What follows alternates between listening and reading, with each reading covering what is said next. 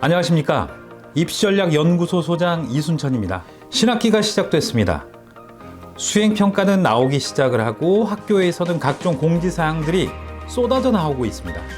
이 시기에 학생들의 고민은 굉장히 클 수밖에 없고요.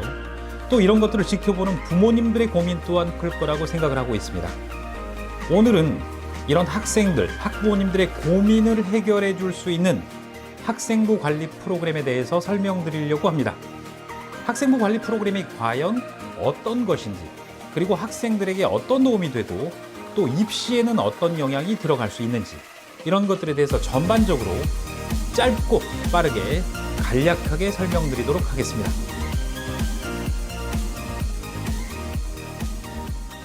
대입에 대해서 먼저 표를 하나 보고 넘어가도록 하겠습니다. 먼저 인서울 16개 대학의 대입 전형별 모집 비율표를 한번 보시겠습니다. 자, 인서울 16개 대학은 지금 보시는 것처럼 종합전형, 학생부 종합전형으로 모집하는 비율이 가장 크다. 그러니까 부모님들이 흔히 생각하셨을 때 대학은 수시 모집에 내신 성적으로 들어가지 않느냐라고 생각을 하실 건데, 지금 보시는 것처럼 그건 절대 아니다.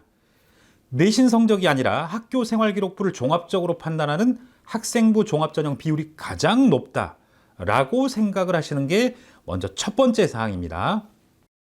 우리 아이는 수능 보고 대학을 갈 건데요 라고 생각하시는 부모님들이 계실 겁니다. 그런데 이게 얼마나 멀고 먼 힘든 길인지 지금 이 표를 보시기 바랍니다.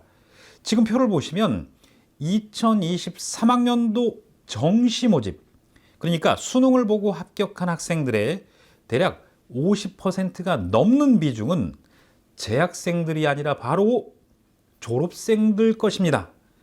재수, 삼수, 사수, 군수, 장수, N수, 그러니까 1년 내내 수년간 학교 생활은 하지 않고 오직 수능만 준비했던 학생들이 정시 모집 비율의 절반 이상을 차지하고 있는 것입니다. 그렇기 때문에 재학생이 수시 모집이 아니라 정시 모집으로 지원하는 일은 결론은 스스로 힘든 길을 택하는 길이다. 합격과는 멀어지는 길을 택하는 것이다 라고 생각을 하셔야 됩니다. 그러면 학생부 종합전형은 어떻게 준비하는 것인가? 첫 번째, 1단계에서 학교 생활기록부를 종합평가하게 됩니다. 그리고 이 종합평가를 해서 합격을 하면 2단계, 면접으로 넘어가는 거고요. 그 다음 지금 보시는 것처럼 인서울 6개 대학만이 수능 성적표를 요구하고 있습니다.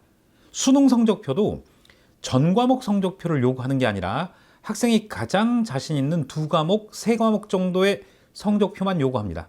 그런데 우리 아이가 지금 보시는 6개 대학을 지원하지 않고 다른 대학을 지원한다면 수능은 없습니다.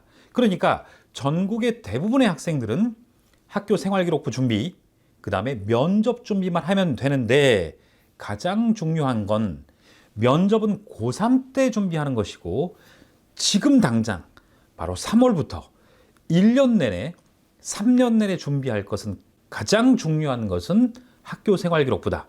이렇게 생각하시면 되겠습니다. 고등학생뿐만이 아닙니다. 지금 중학생들 중에서 과학고를 준비하는 학생들이라든가 외고, 국제고, 자사고를 준비하는 학생들 입시를 한번 살펴보시죠. 영재학교 과학고 1차에서 서류평가를 합니다. 어떤 서류냐고요? 바로 중학교 학교생활기록부가 되겠습니다. 역시 대학 입시처럼 고등학교 입시 또한 1단계 1차에서 학교생활기록부를 보고 판단한다. 그 다음에 외고, 국제고, 자사고 또한 지금 보시는 것처럼 학교생활기록부, 자소서 기반으로 판단을 하게 되어 있습니다. 그런데 1차 관문, 1차 합격은 역시 학교생활기록부다라고 보시면 되겠습니다. 그러니까 어머님들이 학교생활기록부를 본다고요? 그러면 학교 내신 성적 아닌가요? 구분하셔야 됩니다. 학교생활기록부에는 성적뿐만 아니라 다양한 것들이 들어가는데 그런 것들이 종합평가된다라고 생각을 하셔야 되겠습니다. 이렇게 제출된 학교생활기록부는 지금 보시는 것처럼 4가지 평가 항목으로 주로 나눕니다. 대학에 따라서 3개로 나눌 수도 있는데 대부분의 대학들이 4개 기준점으로 학생들을 평가하고 있습니다. 대입, 고입 다 마찬가지라고 보시면 됩니다. 첫 번째는 학업 역량이고요. 공부를 얼마나 잘하는지, 여기에는 내신 등급도 포함될 뿐만 아니라 세특이라는 게 들어갑니다. 자, 그 다음 두 번째는 전공 적합성입니다. 미리부터 자기의 확고한 진로 목표를 세워서 이 진로 전공과 관련한 활동들이 생활기록부에 진로활동, 자율활동, 독서활동 등등에 얼마나 녹여져 있는가를 살펴봅니다. 그 다음 발전 가능성인데, 가만히 학교에서 시키는 것만 하는 학생인가, 아니면 적극적이고 능동적으로 스스로 발전하는 학생인가를 체크하게 되어 있습니다. 그러니까 시키는 대로 방치해서 두면 발전 가능성 점수는 떨어지게 되어 있습니다. 마지막은 인성 역량인데, 전국 대부분의 학교에서 인성 역량을 평가합니다. 그런데 이것 또한 부모님들이 생각하시는 것처럼 그냥 봉사활동 정도 해가지고 될 문제는 아닙니다. 자, 지금 보시는 것처럼 대학이든 고등학교든 입시가 있는 학교들은 4개 평가 요소, 학업 역량, 전공 적합성, 발전 가능성, 인성 역량을 체크한다 라고 생각하시면 되겠습니다. 그러면 이제 부모님들의 인식을 완전히 바꿔야 될 때가 왔습니다. 어떤 부모님은 저한테 이런 얘기를 하세요. 선생님, 우리 아이는 내신 성적이 너무 낮아요. 인서울도 안 될 것 같은데 그냥 학생부 관리가 필요가 있을까요? 라는 얘기를 하시는데, 자, 지금 한번 이 표를 보십시오. 합격자 평균 등급이 국어 국문학과 3.2등급, 아래쪽에 보시면 일본어학과 4.2등급 나와 있죠. 이게 합격자 평균 등급이고요. 어느 대학교냐? 바로 경희대학교입니다. 보통 부모님들이 인서울대학 경희대 정도 가려면 내신이 1, 2등급 나와야 되는 거 아니냐라고 생각을 하시는데, 제가 지금까지 드린 말씀이 바로 그게 아니다라는 것이었습니다. 성적으로 뽑는 게 아니라 학생부 종합평가를 하기 때문에 누가 말하는 것처럼 야, 인서울은 몇 등급이 가능해, 이 정도 등급이면 인서울은 할 수가 없어, 이 말은 다 새빨간 거짓말입니다. 지금 또 오른쪽에 한번 분포표를 보시겠는데, 제일 위에 국어 국문학과를 한번 보시죠. 1.2등급 정도 맞은 학생이 있죠. 빨간색으로 X 표시되어 있죠. 바로 이 학생은 1.2등급 성적으로 이 학교에 떨어진 학생입니다. 평균 등급이 3.2등급인데 1등급, 2등급, 3등급 학생들 줄줄줄줄 떨어지는 거 보이시죠? 자, 그런데 끝부분에 4.789등급 검정색 동그라미가 보이시죠? 바로 이 학생들은 4.789등급으로 합격한 학생들입니다. 자, 이렇게 입시가 변한 지가 아주 오랜 시간이 지났습니다. 성적만으로 산출했을 때는 바로 부모님들이 학창시절 때 그렇게 했지만, 현재 입시, 그리고 10여 년 전에, 십수년 전의 입시부터는 아예 평가 내용이 달라졌습니다. 그러니까 공부의 방향, 관리의 방향, 입시의 방향도 다르게 지도하셔야 되는 게 맞습니다. 경희대만 그런 건 아닙니다. 지금 보시는 곳은 한국외국어대학교 서울 캠퍼스인데 합격자 분포표입니다. 1등급, 2등급, 3등급에 위치하는 게 아니라 6등급 이내 학생들이 쭉 합격하고 있는 걸 보실 수 있고요. 자, 그 다음에 이 표는 서울시립대학교 합격자 분포도인데, 일반고 등록자 역시 1등급부터 6등급 이내 학생들이고요. 자사고 등록자 역시 7등급 이내, 그 다음에 특목고 등록자 6등급 이내. 그러니까 대부분의 학생들이 일반고냐 특목고냐 가리지 않고 일반고든 특목고든 상관없이 학생부를 얼마나 균형 있게 관리했느냐에 따라서 1등급부터 6등급까지의 학생들이 인서울을 하고 있다라고 생각하시면 되겠습니다.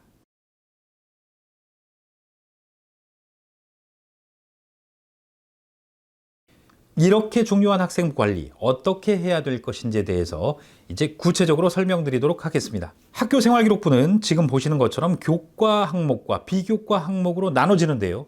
교과 항목은 3가지입니다. 부모님들이 가장 잘 알고 계시는 지필평가, 그 다음 수행평가. 이게 생소한 부모님도 계실 건데요. 교과 세특이라는 게 있습니다. 이건 어떤 거냐면 학생들이 각 교과별로 수행평가를 하죠.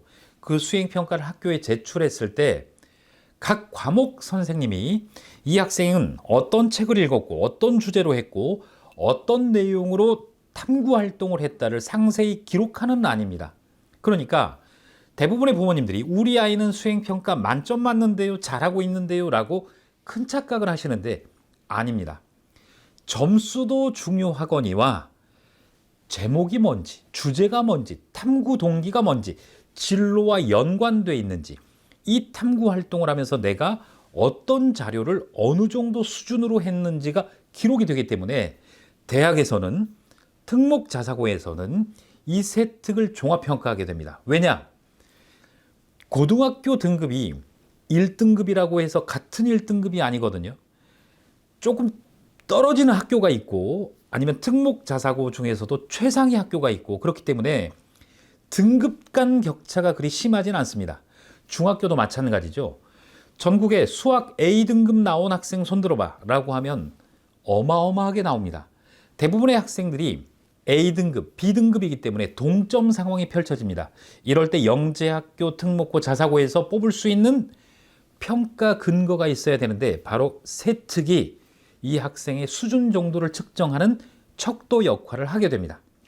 그 다음 비교과 항목은 8가지입니다. 지금 보시는 것처럼 출결, 수상경력, 자율동아리 진로 봉사, 독서, 그리고 마지막 행동특성 및 종합의견인데요. 이런 것들을 세세히 설명드릴 수도 있겠지만 제가 뒤편에서 빠르게 어떻게 관리해야 되는지를 상세히 설명드리도록 하겠습니다. 이 지점에서 부모님들이 또 한 가지 오해하고 계시는 부분이 있습니다. 어떤 부분이냐면 예전에 어떤 부모님들은 언론에서 봤는데 누가 그러던데 학생부가 간소화된다던데요. 뭐도 반영 안 하고 뭐도 반영 안 한다던데요 라는 사실을 믿고 이건 별거 아니구나 라고 큰 착각을 해버리시는데 그렇게 되면 좋은 대학에 들어갈 수가 없습니다. 자, 지금부터 그 내용을 얘기를 해드리겠는데 학생부가 간소화된다라고 예전 정부에서 발표를 했던 적이 있습니다. 그게 바로 수상 경력도 반영 안 하겠다. 자율동아리, 개인봉사, 독서, 영재 발명교육 등을 반영 안 하겠다라고 했는데 실제로는 그렇지 않습니다. 자, 지금 보시는 것처럼 청소년 단체 활동 미기재가 있죠. 부모님들, 미기재는 어떤 내용이죠? 학생부에 기록을 할까요? 하지 않을까요? 미기재는 학생부에 입력하지 않습니다. 미기재이기 때문에. 자, 그런데 나머지 항목 보십시오.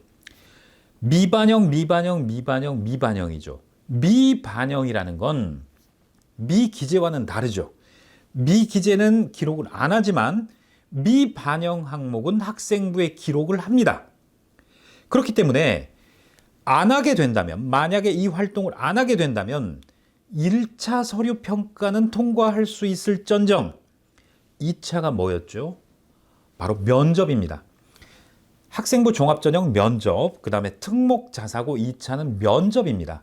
면접관이 학생의 생활기록부를 들고 면접을 하게 되는데 이때 이게 출력이 안 될 수도 있고 대입에서는 출력이 또 됩니다. 그 다음에 자기소개서가 있죠. 고입에서는. 그러면 어머님 아이가 만약에 이 활동을 안 했다고 생각을 하신다면 자소서에 쓸 말이 과연 뭐가 있죠?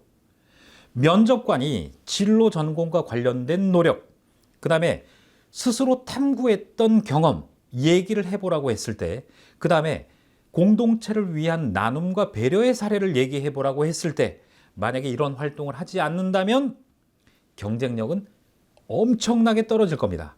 그렇게 되면 합격과는 거리가 멀다라고 생각을 하셔야 됩니다. 그렇기 때문에 학생부가 간소화됐으니까 안 하겠다. 이런 내용으로 입시에 대해서 접근을 하시게 되면 최종 합격은 힘들다라고 생각을 하시는 게 맞습니다. 자, 그러면 학생부 관리는 어떻게 진행이 되는지 그 세부 항목들을 한번 살펴보도록 하겠습니다. 자, 먼저 부모님들이 아셔야 될 게, 자, 어느 고등학교, 어느 여자고등학교, 고등학교 4개 국어 수행평가와 지필평가, 교과평가 항목을 보시죠. 자, 지금 지필고사가 60%, 수행평가가 40%, 대부분의 학교들이 지필, 시험이 60%인데 무려 수행평가가 40%를 차지하고 있습니다. 그러니까 중간고사 30%, 기말고사 30%인데 수행평가가 40%입니다.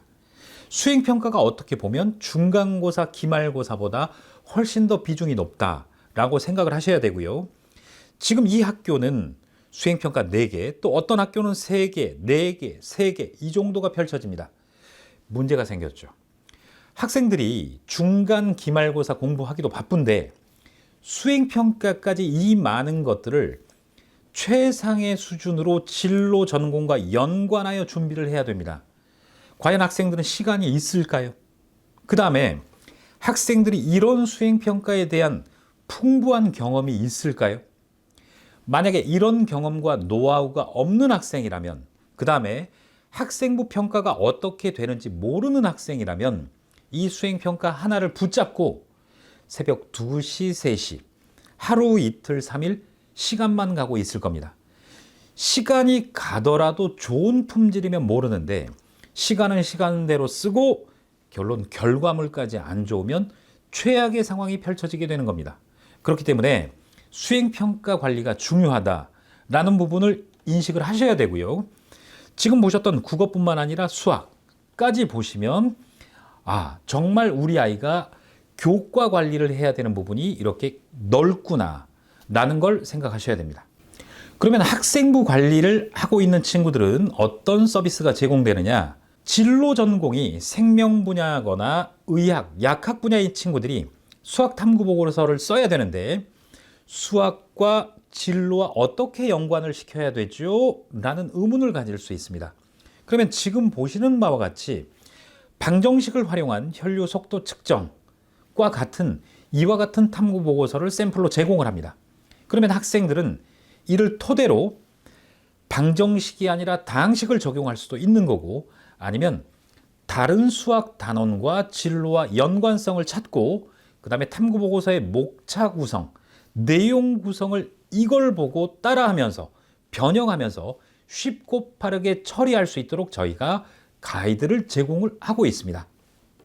뿐만 아니라 지금 보시는 것처럼 선생님, 경영학이 진로인데 이번에 발표를 해야 되는데 대본이 필요합니다.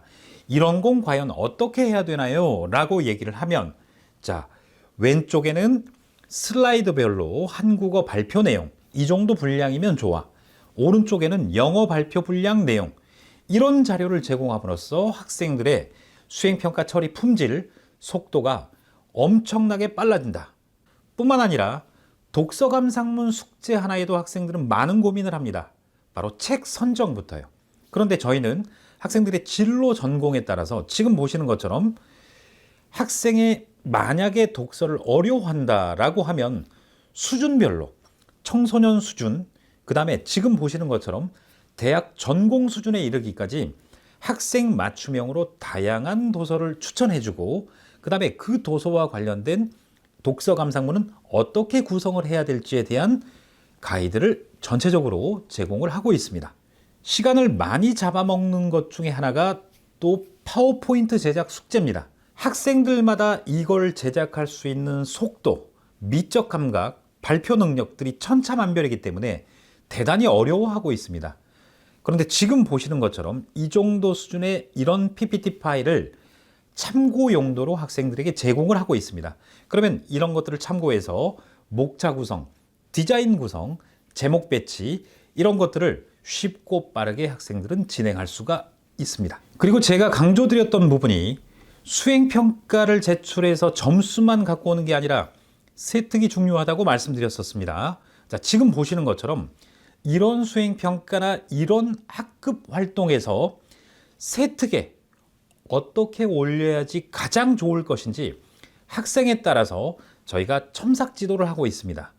이 학생의 학업 능력, 전공 능력, 가능성, 인성까지 모두 담길 수 있도록 가이드를 제공하고 첨삭 지도를 통해서 최상의 학생부가 완성되도록 지도를 하고 있습니다.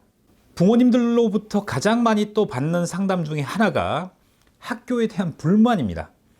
저희 학교는 이걸 잘 안 하는 것 같아요. 우리 학교 선생님은 이게 아닌 것 같아요. 라는 말씀을 많이 하시는데 어머님들 아닙니다. 자, 지금 규정을 한번 보시죠. 중학교, 고등학교 공통 규정입니다. 자, 학교생활기록부의 서술형 항목은 교사가 직접 관찰 평가한 내용을 근거로 입력하며 학교생활기록부는 학교 선생님이 입력하시는 게 맞습니다. 그러나 한계가 있죠. 학교 선생님이 학생의 고민, 노력 정도를 모두 관찰할 수가 없습니다. 그래서 교육부에는 이와 같은 규정이 있는 겁니다. 교사 지도하에 학생이 직접 작성한 자료는 활용할 수 있다. 그러니까 선생님, 저는 이런 활동을 하고 싶습니다. 이런 활동을 했습니다. 계획하고 있습니다. 이렇게 했습니다. 라는 등등을 선생님과 사전에 협의하고 상의해서 진행을 할 수가 있는 규정이 이렇게 명시되어 있습니다. 그러면 이 규정에 따라서 학생은 5가지 자료를 낼 수 있습니다. 학생들이 가장 많이 활용하는 자료가 바로 자기평가서입니다. 세특이라든가 학생부 기재 내용이 좀 더 충실했으면 하는 게 바로 부모님들의 바람입니다. 충실하게 하기 위해서는 자기가 이 주제를 왜 선택했는지, 어떤 노력을 했는지, 그리고 느낀 점은 뭔지, 내 전공과 관련해서 어느 정도의 발전이 이루어졌는지를 상담을 하게 되는데, 자, 자기평가서. 학교마다 폼이 있을 수도 있고 없을 수도 있습니다. 이런 것들을 작성해서 학교에 제출할 수 있다라는 규정입니다. 학교 선생님에게 일방적으로 맡기는 것보다 훨씬 더 풍부한 학생부가 작성될 수가 있습니다. 또 하나는 선생님, 저희 학교는 수행평가 개수가 너무 적어서 채우는 게 좀 불가능해요. 학교에서 수행평가가 나왔는데 수준이 높진 않아요. 걱정하지 않으셔도 됩니다. 3번 항목에 수업 산출물이라고 보이시죠? 미적분 원 수업을 듣고 나는 미적분과 전공과 관련하여 추가로 탐구 활동을 하고 싶습니다. 교과목 선생님과 상담해서 수업 산출물을 제출할 수 있습니다. 보고서일 수도 있고 아니면 영상일 수도 있고 다양한 형태로 선생님께 제출할 수가 있게 되어 있습니다. 자, 그리고 소감문 독후감이 있습니다. 그러니까 미국 대학 강의를 청취하고 미적분과 관련하여 아니면 하버드 대학교의 철학 강의를 청취하고 내가 들은 국어 문학 작품과 연계시킨 소감문을 제출할 수도 있는 겁니다. 학교 선생님은 교과목과 관련하여 또는 전공과 관련하여 독서 감상문 숙제를 내주지 않았지만 지금 5번 항목에서 보시는 것처럼 얼마든지 선생님과 협의해서 독후감을 제출할 수 있는 겁니다. 자, 지금 보시는 것만으로도 학교생활기록부가 얼마나 차이가 많이 나겠습니까? 이게 바로 학생부를 관리한 학생과 하지 않는 학생과의 차이점이다 라고 생각하실 수 있습니다. 지금까지 보신 그 규정만 있는 게 아닙니다. 어머님들 혹시 창체활동 들어보셨는지 모르겠는데 자율, 진로, 동아리 활동, 봉사 활동이 있습니다. 자, 여기에도 규정이 또 하나 있습니다. 중고등학교 역시 공통입니다. 자, 자율 탐구 활동입니다. 학생들이 자율적으로 주제 선정부터 보고서 작성까지 전 과정을 수행하는 일련의 활동. 학생들이 자율적으로 보고서를 내는 활동입니다.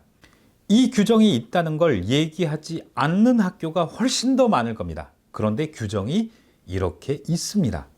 이것뿐만 아닙니다. 부모님들께서는 학교 외부 활동이 생기부에 들어가지 않는다라고 생각을 하시는 분이 많은데, 자, 이것도 그 규정입니다.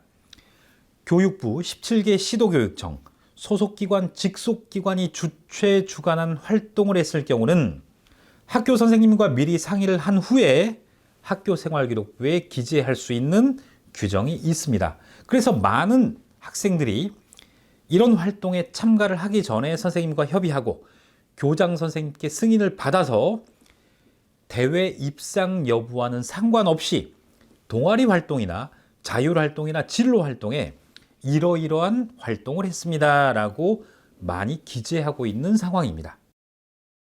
지금 보시는 화면이 학교에 전적으로 의존했을 때 또는 그냥 학생에게 맡겨놨을 때 학생부가 이런 식으로 나오게 됩니다. 그런데 오른쪽에 보시면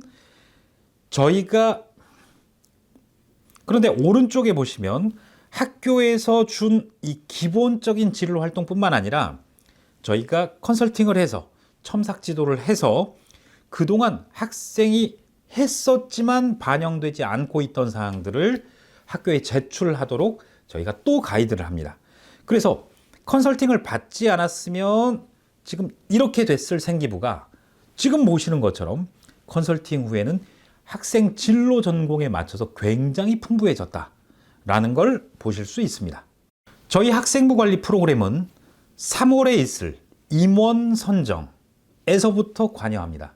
학생이 임원에 도전하겠다라고 했을 때 저희가 다양한 임원 연설문을 샘플로 제공을 하고 학생은 또 자신에 맞춰서 공약을 바꾸고 수정하고 저희는 다시 한번 첨삭 지도를 제공을 하고 있습니다. 3월부터 이어지는 임원 연설문 지도, 그 다음에 3월에는 또 뭐가 있죠? 동아리 활동이 있습니다. 자신이 선호하는 동아리를 신청을 하고 신청서를 내고 자기소개서를 쓰고 동아리 활동 계획서를 쓰게 됩니다. 선생님, 저 어떤 동아리 들어가야 되나요? 에 대한 고민부터 상담을 하고 지금 보시는 것처럼 월별로 동아리 활동은 어떻게 하는 거야? 동아리 활동에 맞춘 자소서는 이런 거야 라는 것들을 상담하고 지도합니다.